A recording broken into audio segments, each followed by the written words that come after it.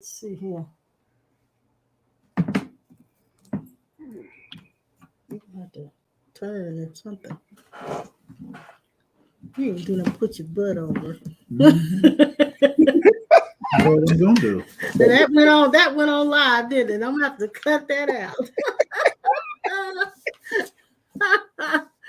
Well, look, nobody's here yet, but we are the Sawyers. I'm Tony. This is Clifton, and this is my sidekick, Apostle Norman Armstrong, down in South Carolina.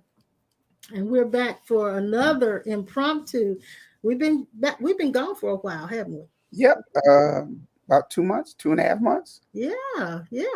Well, I sent an email out, and a lot of them said they were going to show up. So we'll just give them a minute to come on in here. But it's interesting that we have this topic that we said we're going to talk about. How you said something about wisdom.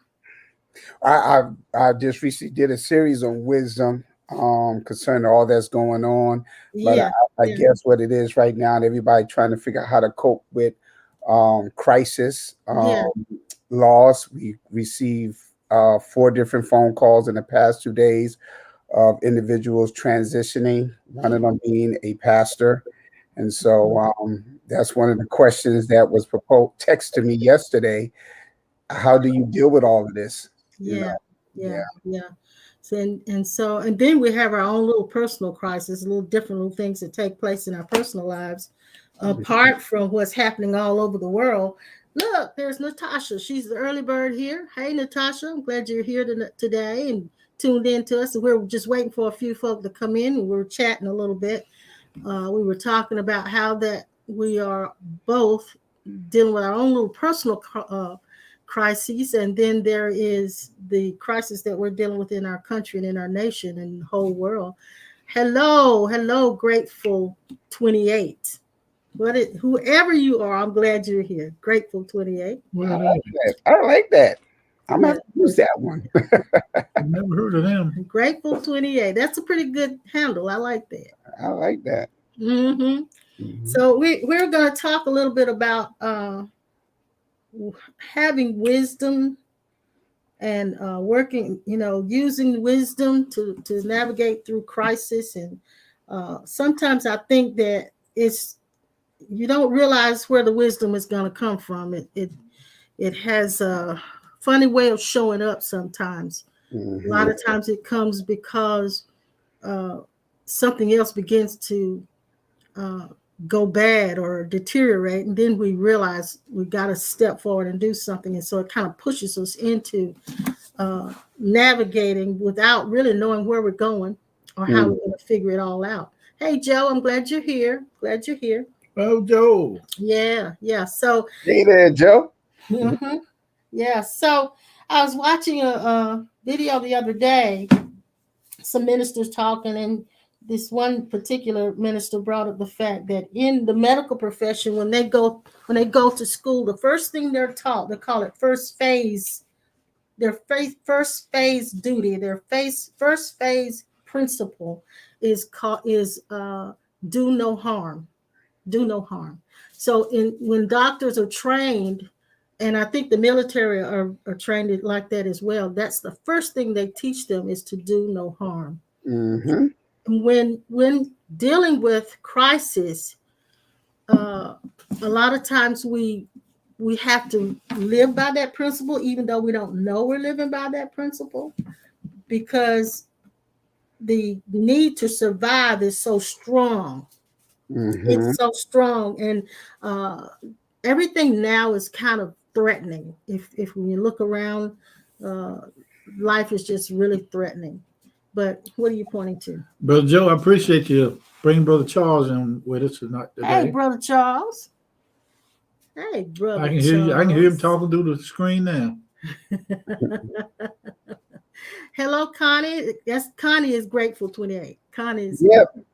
Oh, yeah, that's one of ours. Yes. Okay, and Sinette is in Denmark, so she's all the way across the waters.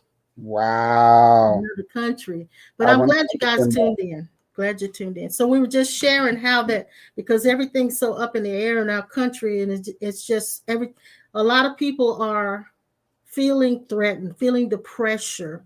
And then there are your own personal crisis that you have to navigate through as well.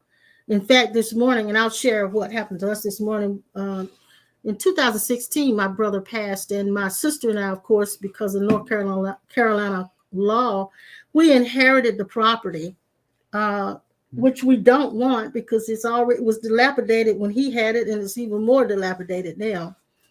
But there's no way anybody would have ever wanted it.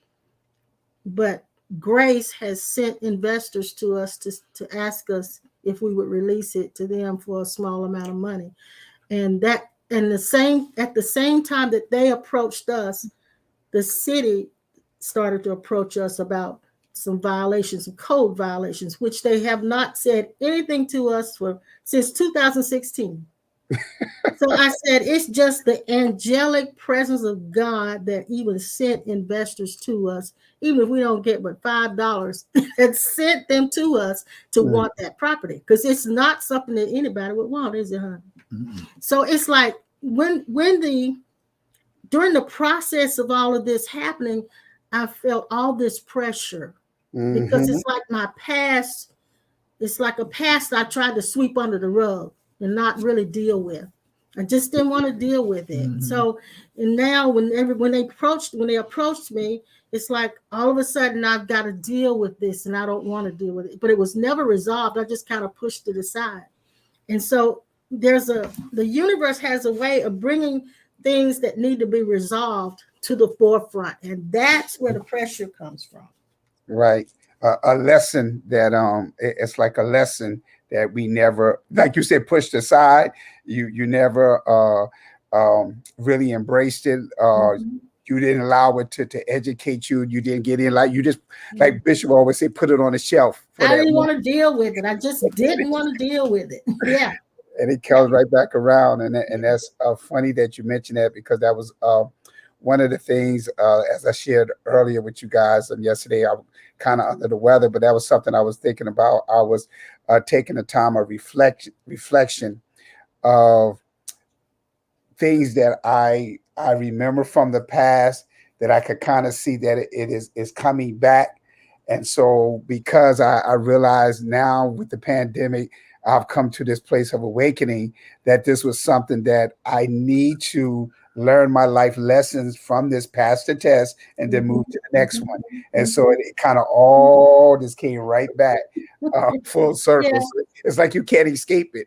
You can't, and because it has to be dealt with. And I think navigating through it is where the wisdom comes in. But a lot of times, that's, like I said, wisdom doesn't come from God speaking to you necessarily.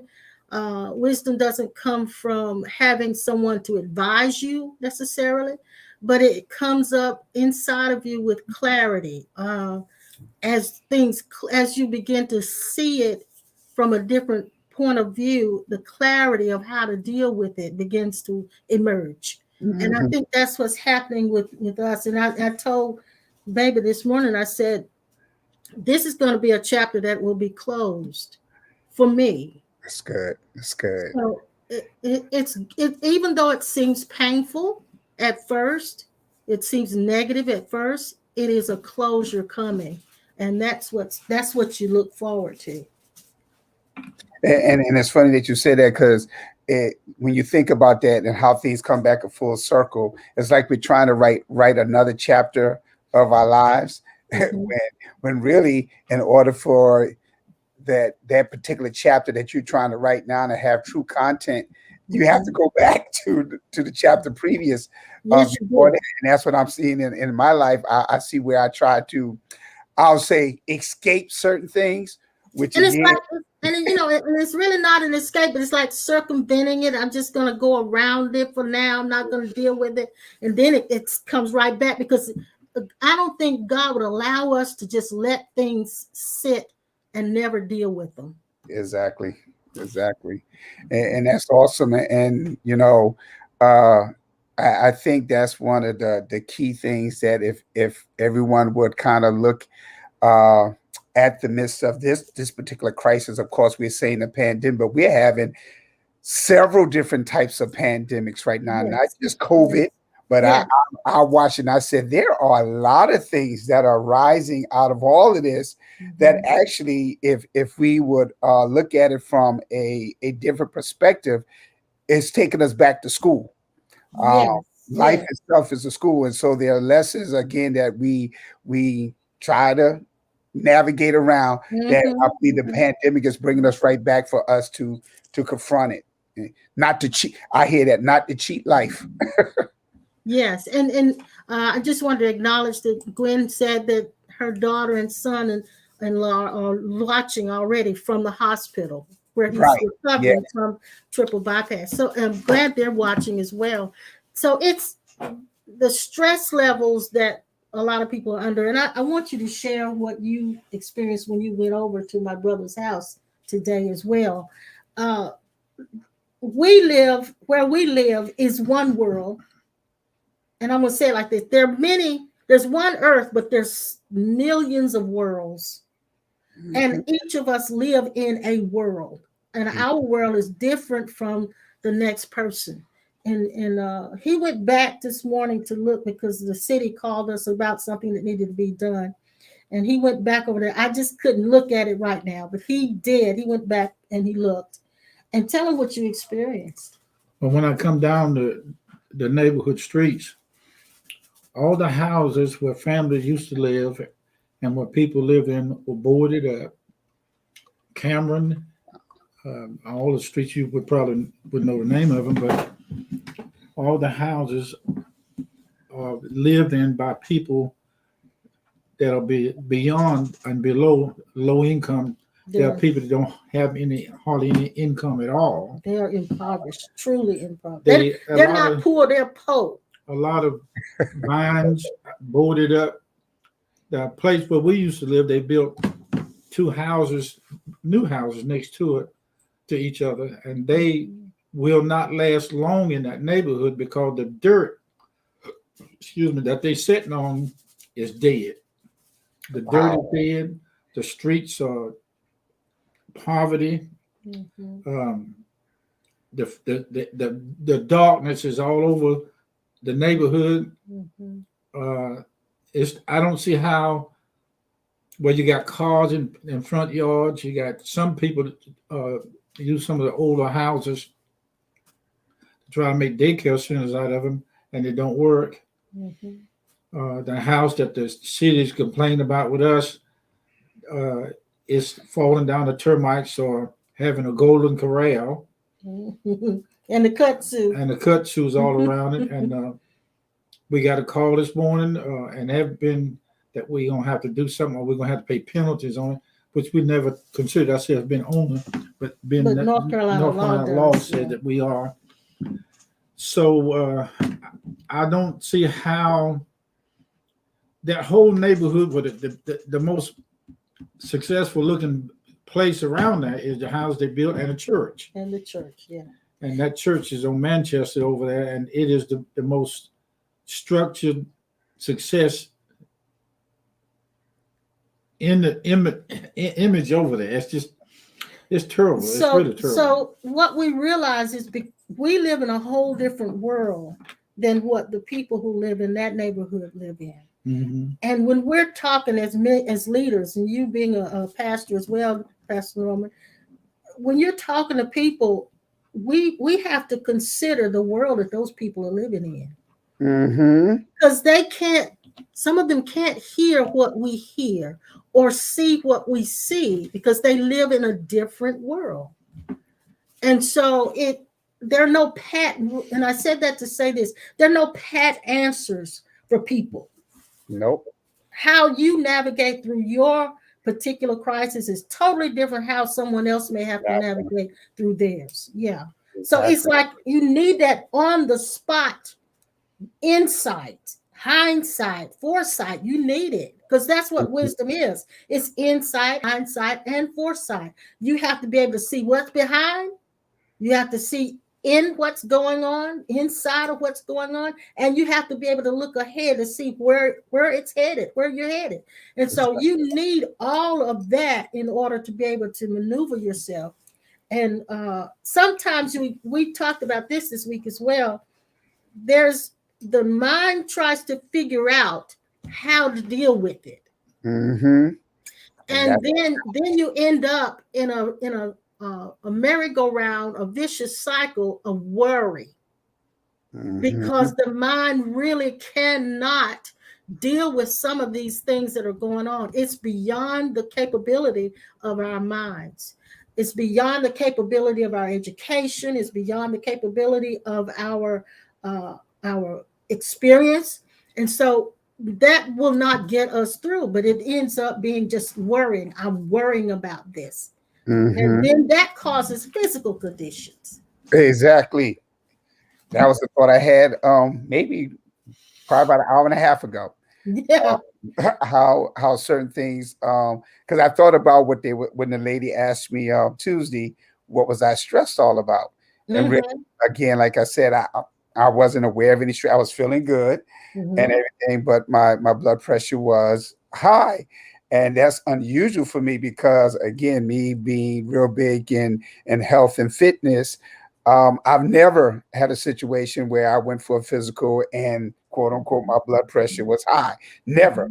That was the first time that ever happened. And so that was kind of weird because the only reason why I had to get the physical was because I had to get a DOT physical because my birthday is coming Sunday. So I had my license needed to be renewed this year. And so because I carry a CDL license, I have to get, every 2 years a physical. Mm-hmm. When the lady mentioned that, I said, what? I said, are you serious? I said, y'all need to check that again because I never had that situation. But I thought about some of the things that I may have eaten or whatever. But like I said, about an hour and a half ago, my mind kind of reflected back again about the question about stress. And so that was something I said, I need to take a journey on and start examining, researching how things that's actually on our mind has a way of affecting our physical bodies. And Yes. so that shows again the alignment, the oneness of not because the mind is actually if it has that type of effect on the physical body at that particular time, it's not operating in dualism, it's operating as one. Yes, yes. And the thing is that stress usually lodges at some place, either in the body or in the mind or in the feelings. It's going to lodge somewhere. For you, it didn't lodge in the mind. You didn't feel stressed or think stressed, but it lodged in the body. And Mhm. so that just simply means that you're internalizing all of it and you're processing through it, but it's still there. And so a lot of us don't realize the pressure that we're under, how it really is affecting us when we're going through it. But I Mhm. do know this, and we talked about this, how that when we're trying to navigate through it with the mind, it is almost impossible to come up with a solution. But when you relax and you learn to fall back and trust that God has you, that the universe loves you, and that everything is going to ultimately work out, all things work together for our good. Good. Exactly. When you not just quote that, not just say it, but actually know it, you find yourself putting some distance between the worryation in your mind and allowing yourself to sit back and become that observer of what the mind is predicting, because the mind starts predicting the moment you have a crisis.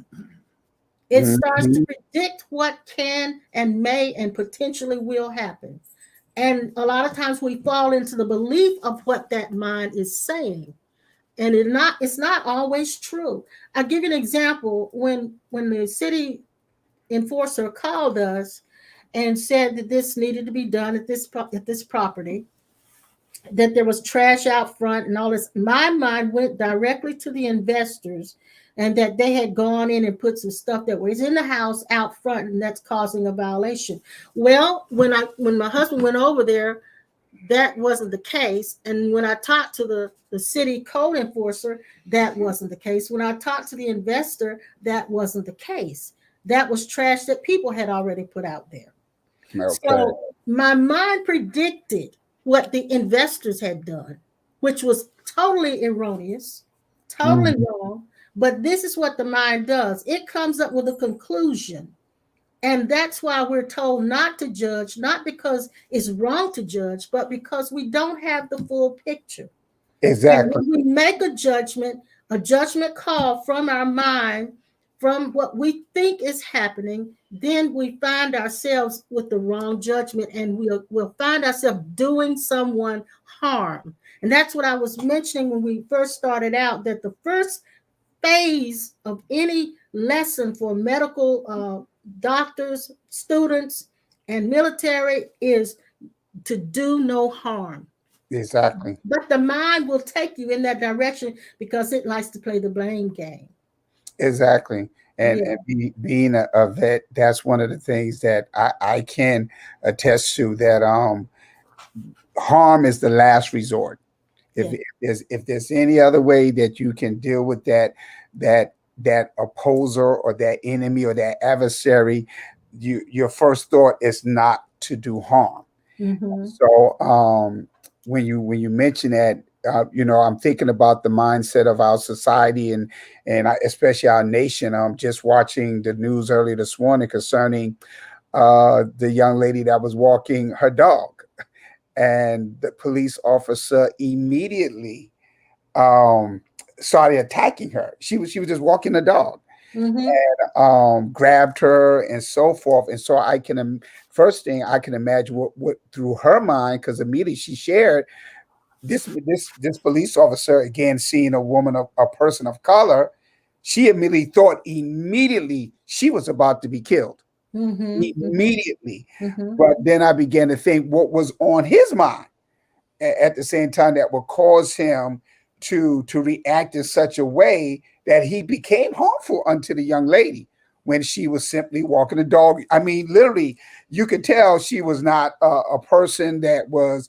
looking to do something mischievous or malicious.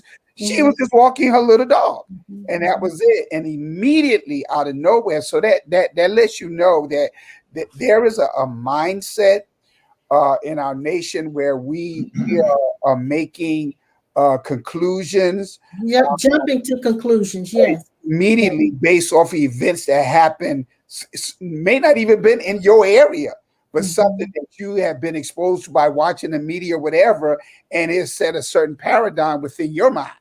And that's good, because what happens is when you experience something repeatedly, or you've been exposed to someone else who had this same thing done repeatedly, there is a belief that is then built inside of you that it's going to happen, and then the mind automatically positions itself for it to happen. And Exactly. then and so then it becomes another cycle where you believe in it's going to happen, you behave like it's going to happen, and then it happens because you're attracting it all back to yourself again. There was a young lady, he went to his follow-up appointment the other day, and one of the nurses that was checking him in said that her daughter had been texting her all morning. Well, there was a shooting here in Mount Tabor, and some of the kids got shot, got killed, and her daughter, that was the first day back in school, she was afraid to be there because she was then on the hall. She's now on the hall where it all happened. So Mhm. she's texting her mama saying, "Come and get me. I don't feel safe."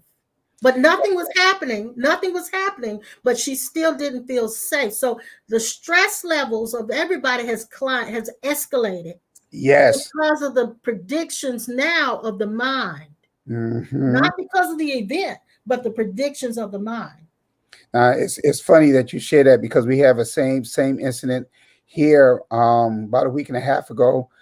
We talked to a mother.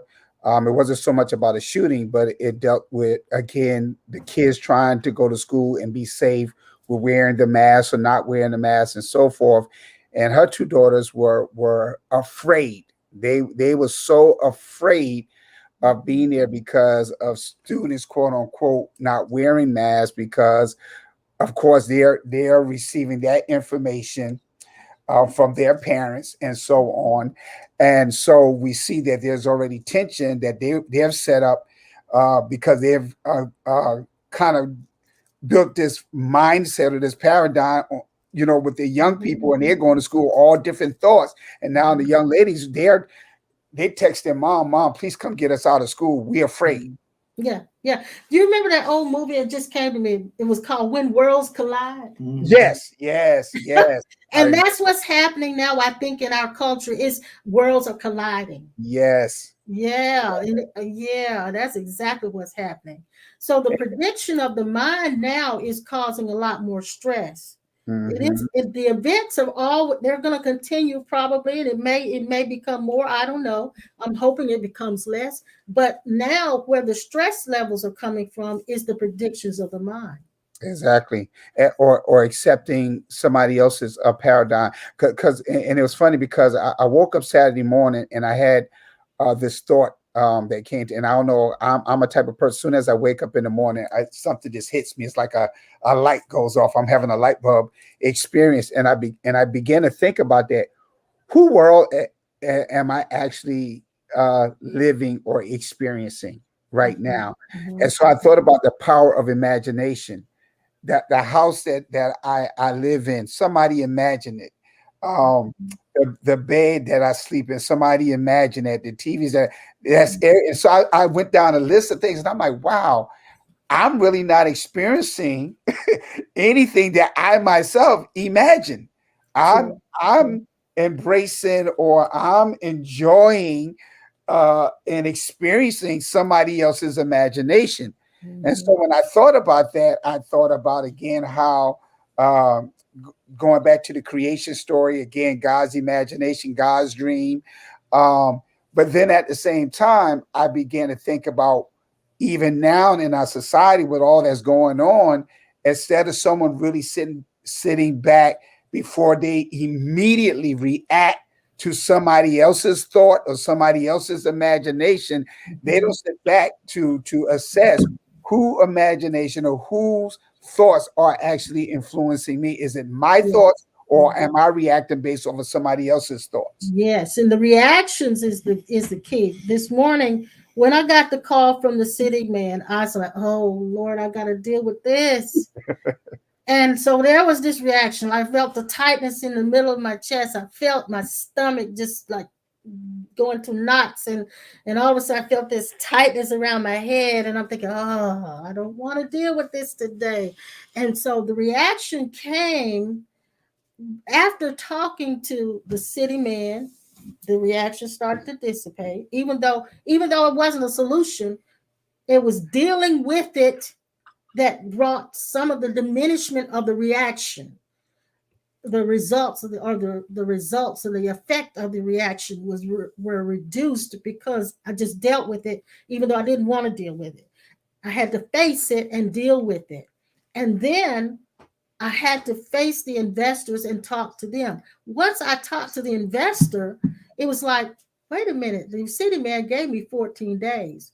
We're closing next week. So I really don't have anything to do.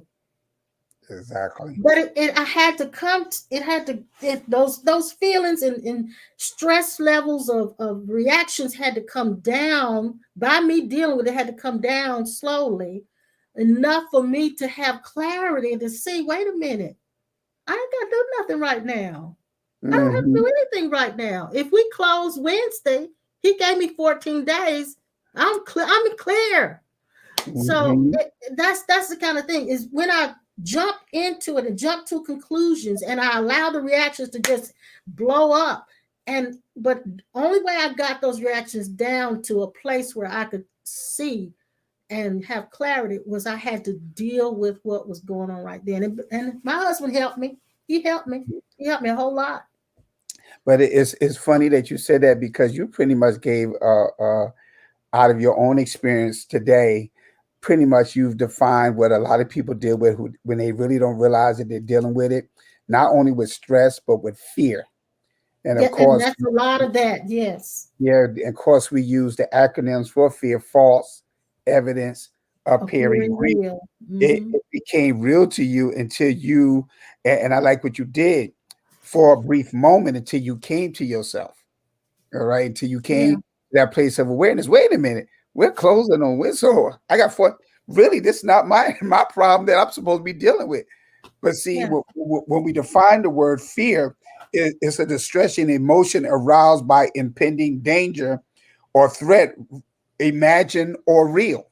And that's what a lot of people don't understand. It's a feeling that you come to a conclusion, even your emotions get all hype. I'll use the word hype, and Mm-hmm. now you're panicking and you're freaking out, and Mm-hmm. Mm-hmm. it may not even be a real. It could be something so imagined, but you're taking on as a reality. So you're already assuming what the outcome going to be before it even presents itself. Okay. So it tells me that stress must actually be fear E- of what may happen. Exactly. So that's what Exactly. stress is. It's the fear of what may happen. And if I go back and look at why I had the reactions I had, those reactions came because of fear that I'm going to now have to be responsible for this property. Exactly. That was where that's where the stress was. And so it's interesting that you mentioned and there's a lot of that going on now and talking about the COVID-19, the virus, and all of the different things that are happening with that. The there's it's so much division and politicizing right now, and nobody really is. I won't say nobody because that's not true, but a lot of us are not taking into consideration what's for the greater good. Mm-hmm. uh, and so I don't want to endorse getting a vaccine or not getting a vaccine. If you don't get the vaccine, you're still going to have to believe for divine protection. If Exactly. you get the vaccine, you're going to have to believe for divine protection. Either way, you're falling right back into this place of having to believe that you're going to be okay. Mm-hmm. And being ready, and I'm going to be very candid. I'm going to say this is this is hard, but in the time that we're living in, being ready to actually die. Mm-hmm. Mm-hmm. Mm-hmm. And And that's a hard saying, it is. It is. but things may not ever go back to the way they were. Mm-hmm. This is, you mentioned it, a new paradigm. Mm-hmm. This that we've entered into is not, it is not going to let everything go back and just revert to the way it was. And Mm-hmm. so it's not only bringing us to a place of having to accept change, we're having to accept ourselves changing. Exactly. Exactly. And it's funny that you said that because I'm gonna say something that may really shake someone really up. The thought occurred to me, like you said, in the midst of this pandemic, things that we, of course, none of us thought we would even see this or experience it. And so again, my wife and I were getting calls left and right, and our hearts go out to all those that are Oh, losing yes. loved ones. We just lost a real awesome woman of God, a pastor that we know from Gwen's area. Got news on yesterday concerning her transitioning. Yeah. In her case, she couldn't even get the vaccine because the doctor advised that because of a heart condition that she had. So we understand that, and of course, we had some type of emotional reaction to that.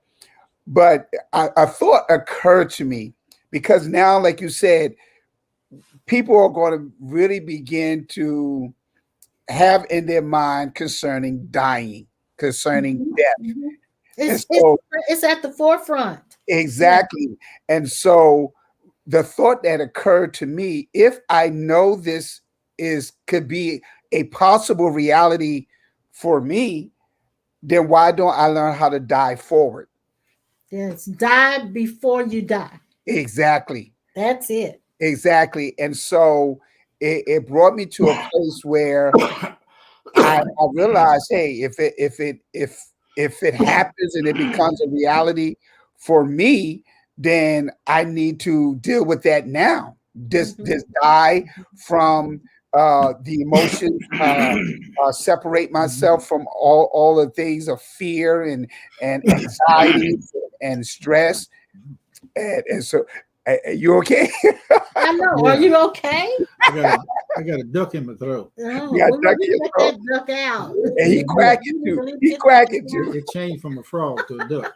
He You can cracking. leave and get the duck out and then come back if you want to. But go, yes, go Yeah. ahead. Go ahead. And so I thought about that because that was a question that I thought about earlier to ask you guys.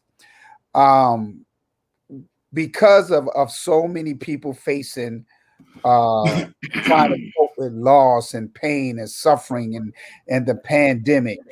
Of course, we shared a lot concerning the true self, or awakening to your true self. From that perspective, from realizing who you really are, how does is there a way to explain? Because I already kind of in my mind think about you just observe it and so forth. But what would you say to those that are embracing, understand that there is no dualism? We're one. We're part of him. He's us. We're him. How do from that perspective, from the true self, how does it deal with pain and loss and suffering? Because we know from dualism we go through what we call grief, Mhm, so many negative emotions. mhm, mhm, We are we enter some even become enter into depression. mhm, Some deal with what we call a critical grief and mhm, so forth. How from the viewpoint of the true self deals with crisis or loss? mhm. What would you say? Huh, that's a good question. I'll say this: you still feel the grief, you still feel the pressure, you will still have the reactions, but you will wake up in the midst of it at some point, and realize that you don't have to continue to experience it. However, every time something happens to us, it changes us. We talked about this last week as well. The the being that you were yesterday, the Mhm. being that we were yesterday no longer exists. Yes, that's right. It in essence, the past has gone. It doesn't exist except as a memory. It's actually dead. It doesn't live anymore except as a memory. So each event that happens to us changes us into a different being. Yes, yes, And it's not something we have to try to do. It just does. So even as you understand how to observe, even as you understand that you are one, you and God are one, even as you understand and know that in your gut and you live by it, you will still feel the pressures and the reactions. But hmm in the middle of it, and it makes you very, very sober, um, to the point where you will actually face the things you're afraid of. You have to face the things you're afraid of as that pure being. hmm They don't disappear, they don't go away. It doesn't go away. It gives you the wherewithal to actually deal with it. So that's my take on it. You want to give him something on it? The more it's called the collapsing of the distance between us and God. Um, we think that to be one with God, that things will change. Mhm. Now, one of the things that I'm dealing with is at 73, 4, we are at a point in the mind of a great gulf that is being filled with some of the same experiences that our grandparents had and we are now facing. Mm-hmm. But I'm beginning to understand that God is the very self of each one of us. And as the distance began to collapse between us and who we are as Him,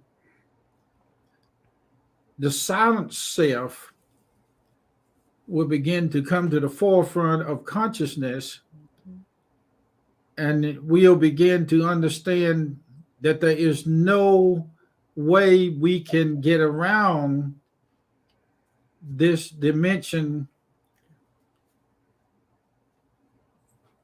based on our sum cum laudes. Okay. Yeah, that's what I wanted to say. Your degrees is beyond zero. And once the zero is fixed, there will not be anybody else here to experience anything like this but God. God is no longer hiding himself, Right. and he's beginning to ask himself the questions. There's a list of questions he's constantly asking himself. How can I walk away from myself and then come back to myself? And he's asking that in us, as us. And you can't do it.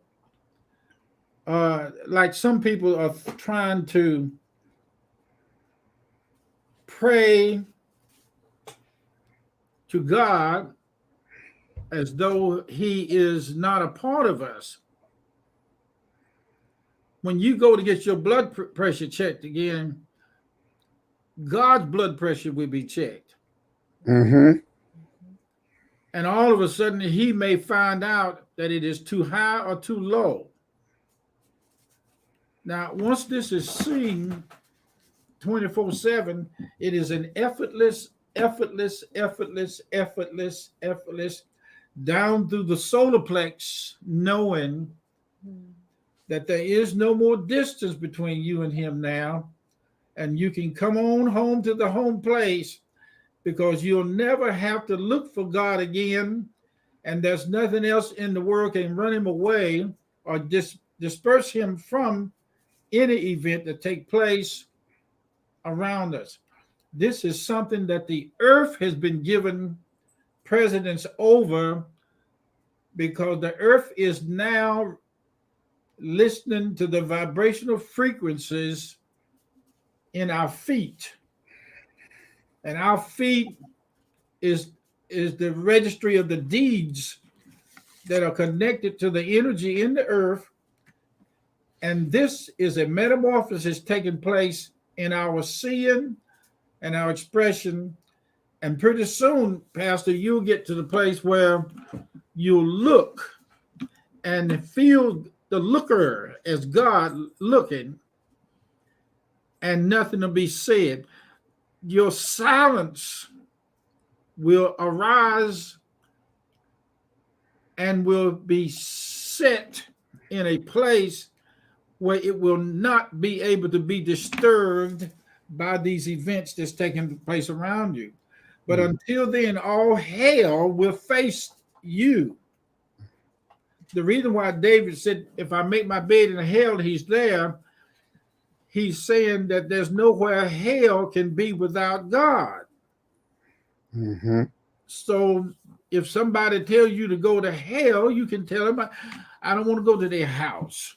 So, now that you said in all that you said. You're saying that in the crisis, Mm-hmm. in the midst of the crisis, inside the crisis, inside the variation, inside the reactions, God is already.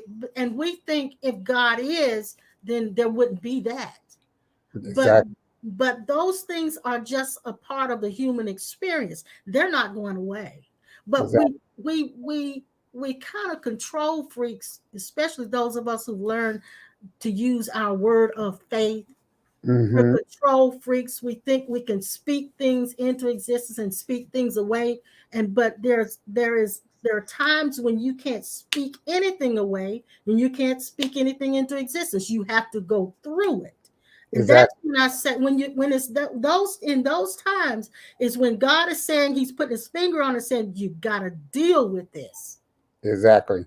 Most of us try to avoid dealing with those things. Exactly. But that's what I've got to deal with. I've got to deal with this change that's coming, that's changing me. What is it changing me into? How is it changing me?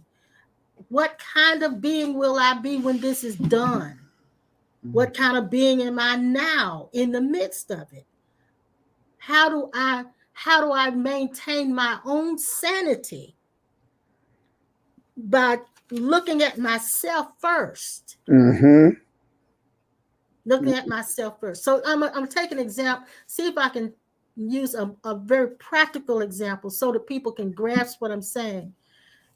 If you're in a school where they've been shooting and you're a teenager or the mother of a child who's been in that school, there's going to be levels of fear no matter what we say, no matter how much you pray, no matter who talks to you and say it's going to be safe. There's going to be a level of fear because that's just part of the human experience. Exactly. That's how we deal with those. That's how we manage those things. My solution to that is to watch the predictions of the mind.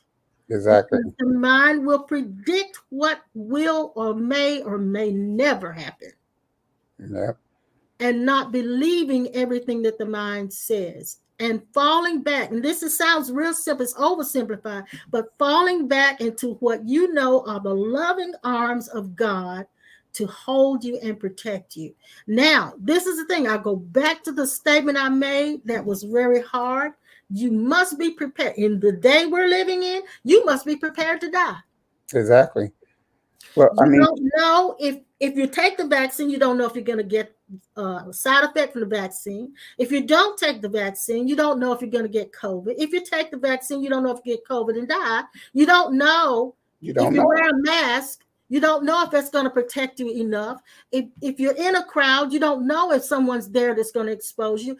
You must come to grips with your own mortality to the point, not that you're thinking, I'm going to die, I'm going to die, I'm going to die, but to the point that you realize that your life, this life is much more than your physicality. Exactly. You are much more than a physical body. And there's some that have crossed over in this world that we know of Christendom that in our minds should never have died. Exactly. Should never have had that happen to them. Work in our minds say, well, they didn't get to finish their work. But yes, they did, because in their predestined sacred contract, they didn't know how they were going to exit, but there was an expiration date that they had to exit. Exactly. So all of this stuff is happening almost like, you really don't have a lot of, you don't have control, actually. And that's why I wanted to ask that question, because if we think about even Jesus himself, he came knowing that he had to die. He came knowing. If we go to the event when he was in the Garden of Gethsemane, could be any way, take this cup away from me. So we see him experiencing fear right then and there. Jesus himself. Yes, he did. Then on the cross, when he makes the statement, and this is dealing with, I want them to see oneness in this, when he makes the statement to the Father, why hast thou forsaken me? Mm-hmm. So Father was right there Mm-hmm. observing. He didn't react. Because now, if we think about normalcy on this side of the world, Yeah. if a father see his son be crucified like that, he's going to react. He's going to try to do something to get him off that cross. But in that case, that's why I want the people to see that there was oneness right there, because God himself was on that cross as Jesus. Mm-hmm. And Mm-hmm. then Jesus as God asked the question to God the Father, why hast thou forsaken me? As And in, all he yes, was yes, observed. All the yes, Father as was watch. Jesus was the enlightened being still feeling abandonment. Exactly. And you saw his reaction to how that felt. Mm-hmm. But the end statement was he moved out of that feeling of abandonment into, Father, into your And hands I commit. I commend my spirit. So Yes. he fell back again. He fell back into the loving arms of his Father, who was himself as the highest self that he could be. He fell back into that almightiness that he knew he was, and accepted the change that was coming. Exactly. That's where we are. We've got to accept the changes that are coming, whether they feel good or not. But a lot of times we will label them as something bad and negative, and in actuality it becomes a blessing on the opposite side of that. I want to just put up here what Oliver says. Thank you, Oliver. I'm glad you're here. He says we try to bypass what's present. And then he also says, can we choose how we experience these events and activities? Yes, you can. Yes. Mm-hmm. And see that's what we keep forgetting about the power of choice, and what we don't understand. Going back to when you stated about being predestined, okay, a lot of these events have been already predestined to happen. Mm-hmm. And so, because of that decision that we made in the, I'll say, for sake of understanding, the eternal past, we made that decision that all these things would happen and we would go through it. And so, what we have been guilty of, we try to use quote unquote prayer as a tool of manipulation to Yes. try to manipulate or change Because something we're that was afraid. already predestined, that was going to happen, that you Yeah. can't change it. And And so then this is where a lot all of, because we're afraid. Yes, all because exactly, we're afraid. and this is where a lot of people are now having confusion within their thoughts right now, because in the Christendom, in our local churches, we teach, and they got to understand how prayer is actually used. We have taught, and we hear the song, prayer changes things.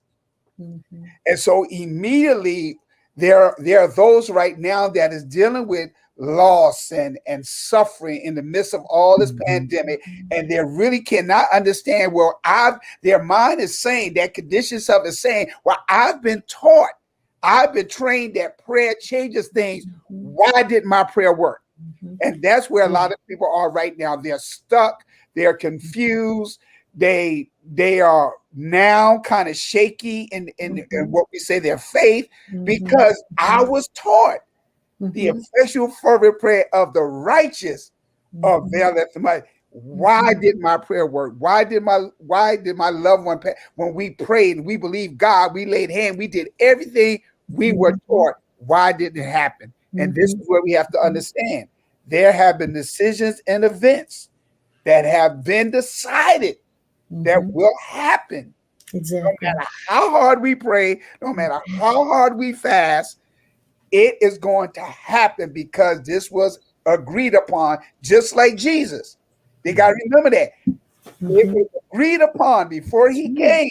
Right. He would be the sacrificial lamb for the sins. So he knew he came to die. He didn't come to live. He In came fact, to life, but he came. yeah. Well, that's good preaching. In fact, he actually said these things must be done as for the scriptures to be fulfilled, for my script to be fulfilled, for my sacred contract to be fulfilled. These things must happen. So that goes back to what we said earlier. Those things will not they will not disappear. We cannot avoid the human experience with its ups and downs. It's just like a heart. When they're monitoring a heart, you see the thing go up and down, up and down. That's the way the human experience is. It's up moments, down moments, up moment, down moments. We don't know when an up moment and a down moment's coming. We just know that we have to be ready for the shift to take place. Regarding those who prayed and then their prayers didn't cause that thing to turn around.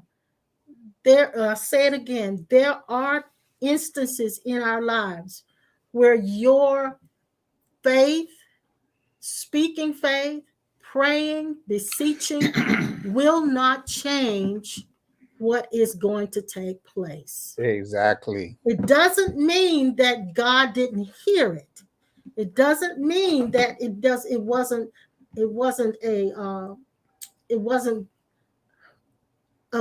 not a curse. It was not God saying something's wrong with you, or it wasn't any of that. It's just simply the human experience that we all have different events that are destined to take place. And when they happen, knowing that a correction is being made. That's what I want to say. Like when when all the tornadoes and the hurricanes come through and the earthquake come through the earth. Years ago, we used to say God was judging that area. Mm-hmm. Now we know that Mother Earth is just correcting herself. Yes. Yes. So a lot of the events that take place in our lives, even with our health, when we get sick, that's because God is saying, put his finger on something that needs to be taken care of. This needs to be taken care of. It's a correction rather than a punishment. Exactly. And life is constantly correcting us. And there has to be a correction. When the correction happens, there has to be a dismantling in order for something to be corrected. Something else has to be moved out of the way. And so, unfortunately, a lot of the people that have been in our lives, even loved ones, the correction requires that they move forward, that they move on for something else to take place. The baptism of the Holy Spirit is the full collapsing of distance between us and God. Yes, it is. It is. The baptism of the Spirit is the full collapsing of the distance between us and God. That the earth is now ready to fully implement the vibrational frequencies in our footsteps, to bring into our awareness that everything in this earth, let me back up again, say it like this. The full collapsing of the distance between us and God means that not anything has to change. And I hear a prayer going on inside of me saying, God, I don't want you to change anything. You're not going to change it anyway for me to be aware of who I am. I don't know what's going on with my throat, but anyway. Well, when you said the collapsing of the distance between us and God, in order for that distance for that collapsing to take place, whatever has been put there to make us have that distance, that is what will have to be moved. That's good. That's good. Yep. You are, and we've said it before, the updated version of God in the earth. The more you see him, the more the prayer will be, show me who you are, looking at, that's looking back at me. as you. Mm-hmm. The youthfulness of seeing God is a 24/7 thing, and we think it only takes place in broadcast and dreams and visions and revelations. The package deal carries with it everything. Oh boy, the package deal carries with it no more asking, seeking, and finding. For to find all is the end of seeking. Mm-hmm. The end of seeking is no more desiring and wanting. But if it does come up, you know it's not coming from the real self. Exactly. You will be replaced in the next 5 seconds with a new ideal that was never expected in the next 5 or 10 minutes. Mm-hmm. You are the actual footsteps of Christ, interwoven into the fabric of the being of God that will never ever die or cease to exist. You are the gathering of the clouds of witnesses that Mm-hmm. will testify with a shut mouth and an open mind and a full empowering of awareness so strong that the waters that you drink will digest itself into becoming more and more and more the flow of God's Spirit. Yes. Yes. Everything that comes into your life must be sanctified and governed and sanctioned by the Christ that we are. And if it is sanctioned, it's going to speak. It's going to speak. Mm-hmm. But it'll speak with such silence that it'll shake the foundations of the portals of the Holy of Holies of heavens and bring about the manifestation of a more awareness Mm-hmm. that God is nobody else but us.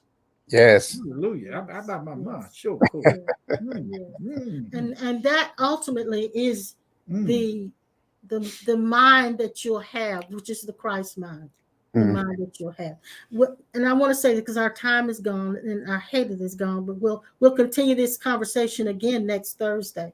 Mm-hmm. But I wanted to mention this to those who have possibly lost loved ones during this time. When anything is removed from our lives or added to our lives, it requires a changing of who we believe ourselves to be. And so for those who have lost loved ones, now it's a time for self-discovery of who you are apart from that person, because that person now is not in your world any longer, except in spirit. Their physical being is gone, but their spirit is still with you. Their physical being gone leaves a void, but that void is what you feel as a being, as a pure, aware being. You now are in a place to discover who and what you are, not as relative to the one you've lost, but as a one being united with God. So that's what I would say to those who have lost loved ones. When Moses was buried, and it said God buried him personally, you know what that meant?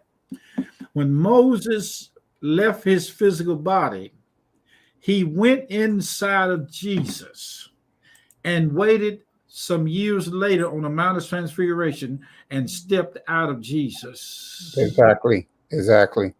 Consciousness. Mm-hmm. Yes. Elijah, the Tishbite. I like that. Tishbite. Yes. Oh. So to those that lost loved ones, we want to say, it's okay. It's definitely going to be okay. Because I know for those who have sent messages to me, know that it's going to be okay. Don't feel like you fail God, because again, there's no judgment. Love casteth out all fear. So we constantly in our mindset think it's punishment, and so no, it's not. It's okay. These decisions and choices have been made before time. And so I want to encourage all of them, as co-pastor said earlier. Yes, they are gone, but their spirit would never be gone, because you're connected. You're forever connected. But now, because you're on this side living and fulfilling a script or your assignment, you have to remember life is for the living. And so again, just move forward. No judgments. Uh, Understand patience, because no one can say this or that or whatever. You will make it through it, and it's okay. So don't think that we serve a God where all of us is asking questions why he didn't answer our prayers, why this one we prayed for and things turned around for the better. We have to remember all of these are events that have been decided before time, and so we want you to know you're going to be okay. It's okay. Yes, it is. Here's the deal. Every broken heart must be broken in order for God to hold it together. That's good. That's good.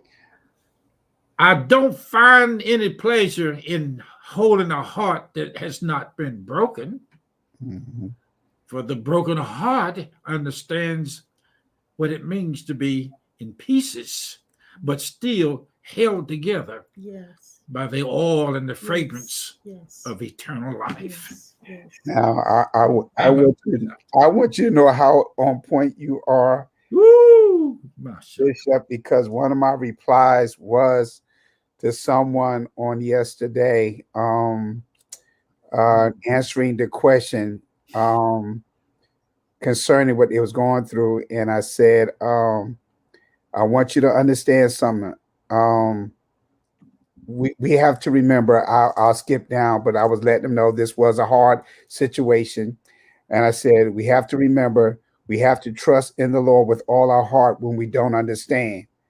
The hurt is real, but He is the healer of broken hearts. Yes, sir. That was my reply on yesterday. You hit that just now. Now, listen to this. Listen to this. I don't want anything changed, because if it changed, I stand a chance of not being able to see God as me in His fullness. That's good. That's good. Not knowing what's in the situation for our good. All things work together for the good of those who love. So not knowing what's in that situation that is my good. We will miss it if we try to change it. Exactly. I hear prayer said, I don't want to be delivered. Because if I am, I might miss something of what it's like for God to experience what it's like being cornered in. I'm to the point, Pastor, where I want to see Him. Yes. I want to see Him in everything. And I don't want to miss anything just because of discomfort. Yes, come on. That's good. That's a scary saying. It's a shaky bone saying. Yes. Fill my heart with pain, but yet at the same, let me walk with victory, seeing Jesus going through it. Exactly. I want to see Him going through it. I want to see what it's like. I want to see what it's like. I want to see what it's like. I want to see what God looked like. I want to read this, and then we really do have to leave. But yes, thank you so much for that, Pastor Sawyer. Thank you. This is in Hebrews 11, in the 33rd verse. It says, let me go back to the 32nd verse. By faith, the harlot Rahab perished not with them that believed not, when she had received the spies with peace. And what shall I more say? For the time would fail me to tell of Gideon and of Barak and Samson, of Jephthah and David and Samuel and of the prophets, who through faith subdued kingdoms, wrought righteousness, obtained promises, stopped the mouths of lions, quenched the violence of fire, escaped the edge of the sword, out of weakness were made strong. I'll say it again. Out of weakness were made strong. Waxed valiant in fight. Turned to flight the armies of the aliens. Women received their dead raised to life again, and others were tortured, not accepting deliverance. Yes. That's good. Oh my God. That they may obtain a better resurrection. Yes, that's good. Sir. Yes, sir. If you take me out of the fire too soon, I may not be able to put together the truth behind who's in it. Stay me in there a while in the power of knowing that God is the one that kindled the fire. Any fire that God kindled up inside of our life is based on the measure of no separation from God. If I am removed from it too soon, I might miss seeing a hand, a feet, an arm, or leg of what Jesus Christ really went through and is going through again. I don't want to miss this education, because when I stand in full awareness of God, I want to see Him see us, see me as Him, and wipe out everything that's not Him. Now listen, I gotta finish this. Yeah, my so cool. It said, and others had trial of cruel mockings and scourgings, yes, moreover of bonds and imprisonment. They were stoned, they were sawn asunder, were tempted, were slain with the sword. They wandered about in sheepskins and goatskins. They were homeless, being destitute, afflicted, tormented, of whom the world was not worthy.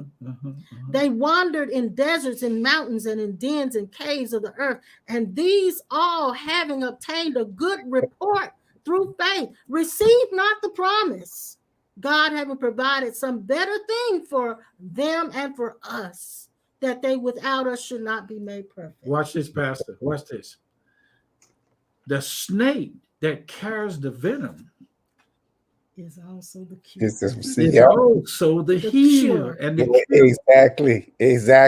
So I want to carry around inside of me the full measure of the dosage that it takes to look at anything and say, give it your best shot. That's it. I'm fully confident. I'm scared to say this now. I'm scared. I'm shaking. You're saying it in the midst of fear. I'm shaking in my knees when I say this. You said it in the midst. So the next minute, I'm allowed to go out here and stomp my toe. And I might say, oh, hell, well, not too late then. Listen, you guys, I have enjoyed talking to you today. I don't know if you got answers from us. I hope you did. But these are impromptu conversations we had, things that we want to discuss. And I know it may not fit everybody's vernacular, but if you enjoyed it, I want you to just continue to watch us. We'll be back next Thursday at 1:30. Yes, Pastor good. Norman, I love you so much. Thank you. Love y'all. Love y'all. Thank you. Thank you so much. Tune in again to us on next Thursday at 1:30. We'll be right back with the same conversation. And bring your questions. Bring your questions and your comments. We love to have that. And I'll be back. We'll be back on Sunday morning, of course, for our 10 o'clock session Sunday morning. And Pastor Norman will be back on Sunday at 11. So we bless you guys. Okay. Oliver says good conversation. Until then. I like that. You gotta send me one of those, Bishop. Gotta send me a bell. Go on Amazon, singing bells. Wait. Now I'm going to signing off. Okay.